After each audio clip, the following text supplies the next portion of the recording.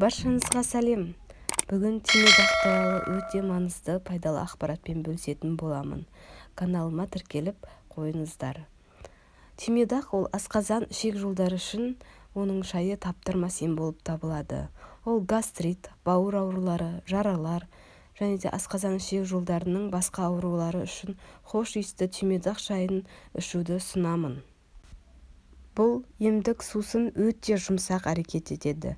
Токсиндерді кетіреді, ауруды басады, ыңғайсыздық сезімін жояды және ішек ағзалардың жұмысын қалыпқа келтіреді. Түймедақ гүлін іш кебу, іш қату, іштің өтуі, іштің түйіліп ауруында, асқазан жарасында және ас қорытудың бұзылуында көп қолданылады.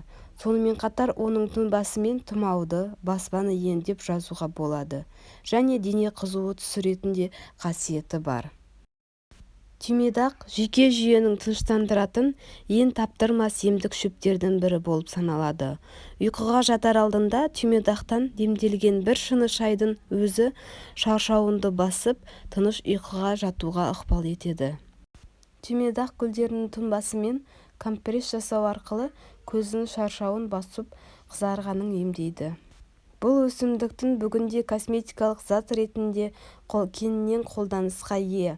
Ол бет терісінің қызарғанын басып, ондағы бөртпелерді кетіруге де және майлы беттерді тазалауға көмектесе алады.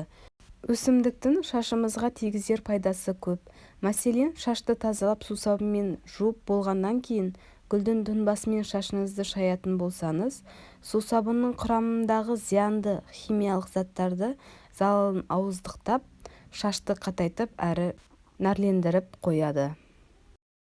Сонымен қатар, ромашка инфузиясы ауырсыну, суық тию, стоматит және тіс ауруы кезінде ауыз қуыс пен тамақты шаю үшін таптырмайтын құрал дәрілік болып табылатын шөптің бірі.